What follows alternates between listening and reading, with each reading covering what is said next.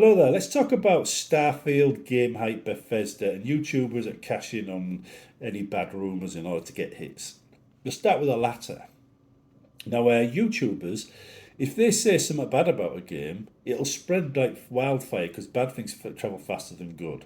They'll get loads of hits, probably make 50 quid off of your anger they caused. And right now, we don't know a lot about Starfield.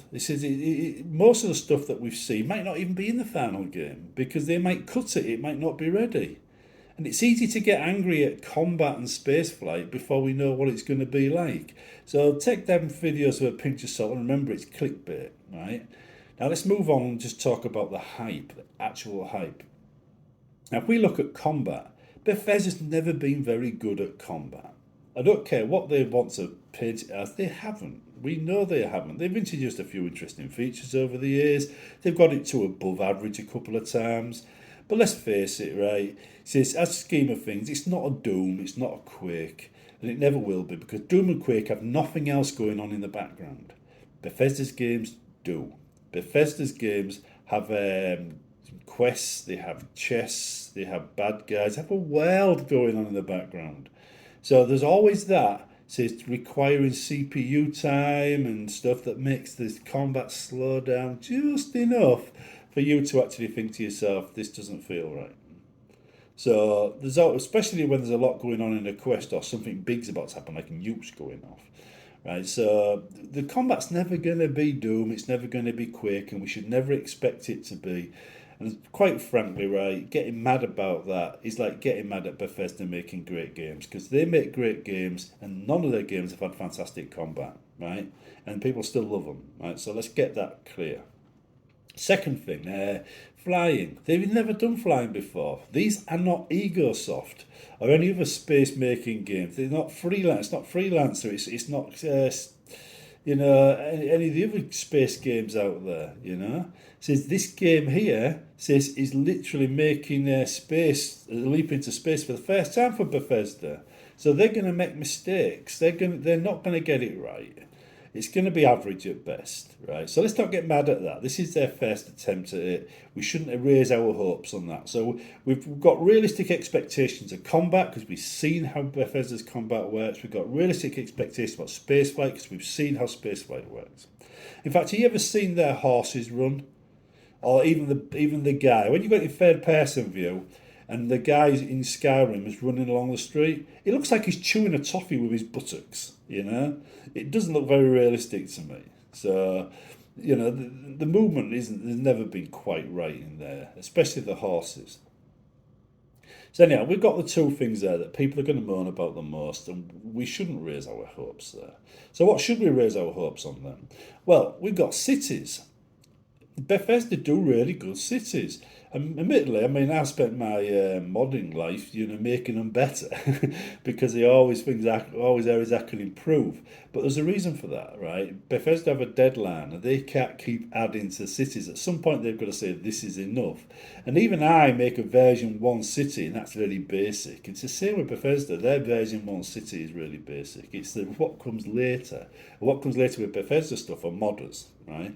But their cities are really good, right? They're well known for being really good cities. So at the very least, the 3 or 4 cities we see in Starfield should be good, should be something getting excited about, should be something worth hyping. Trouble is, how do you hype a city without knowing much about it? Now, you've got 4 cities. You've also going to have a lot of barren planets, a lot of planets with plants on. They're going to be your wilderness, right? Like Skyrim's wilderness. Except for instead of running down a path, you fly into the planets in a spaceship.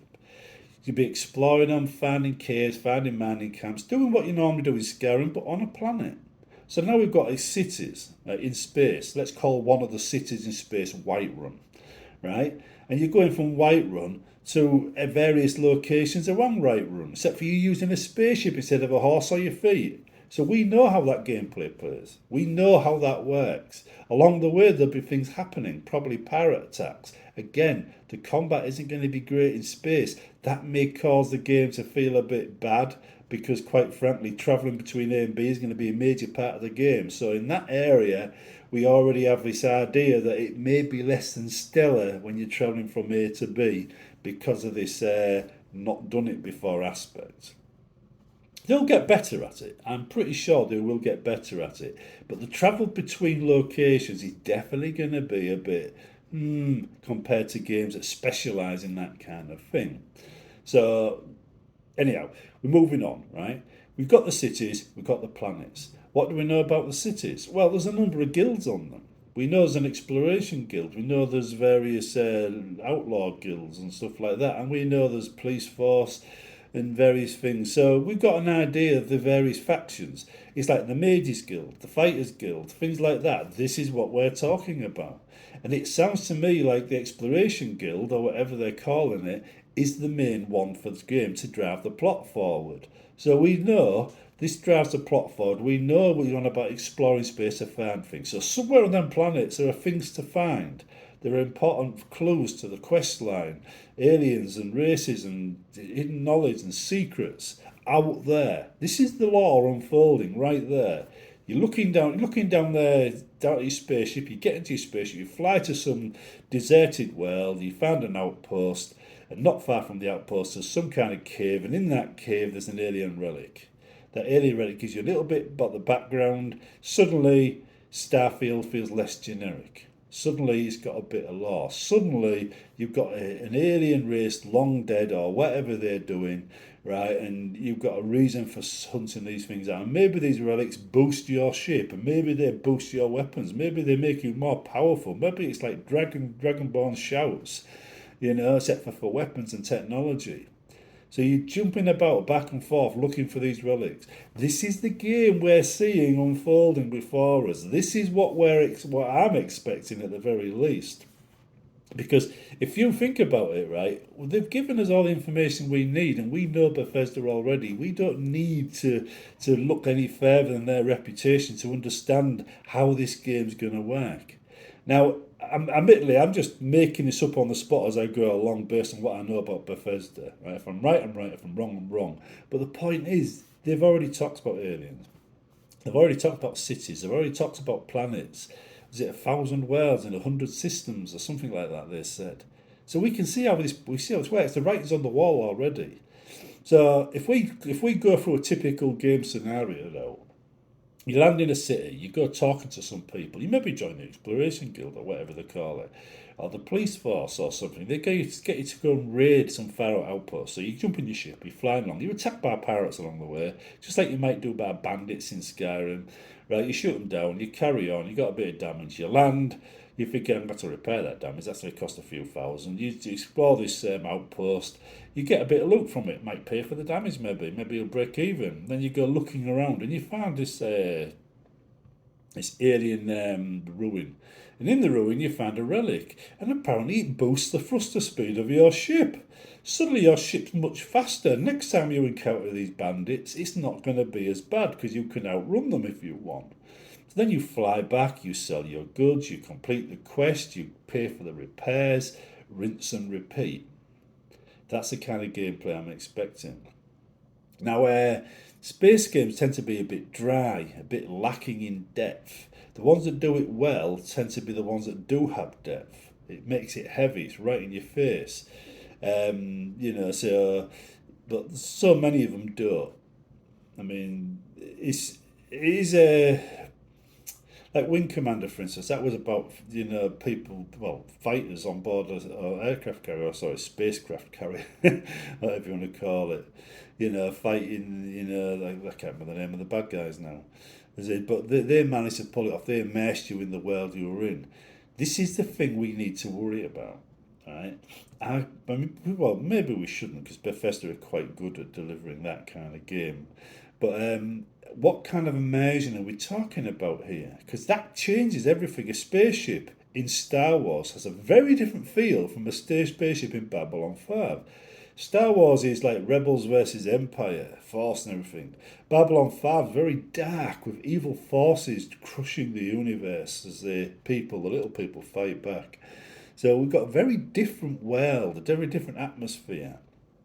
So how is this going to unfold? What exactly is the lore behind this whole thing? It says what's the background story we'll be playing by? I mean, is it gonna be like Dune? The original Dune, the books, or the original film, not the new films. The film just feels like Star Wars with different ships to me. But the old film, where it's so rich in culture and detail that you're just drawn into it. Or is it just going to be one of those Star Trek things where you jump in a ship and everything's bright and shiny and has no real substance to it? This is the thing I worry about. I want it to be rich in detail, but to be honest, if it isn't rich in detail, I can soon add some rich detail to it in my own mods. Probably wouldn't fit the game lore because the game lore wouldn't really exist in the first game. It'd just be very basic, but at least it'd add some depth to it. At least for the areas, because I mean, any lore I had for my own factions, it'd be right for my own factions, wouldn't it? Anyway, this is game hype. This is Starfield. This is Bethesda. This is the things you should be thinking about. Try not to worry too much about what people say because it is clickbait. It really is clickbait.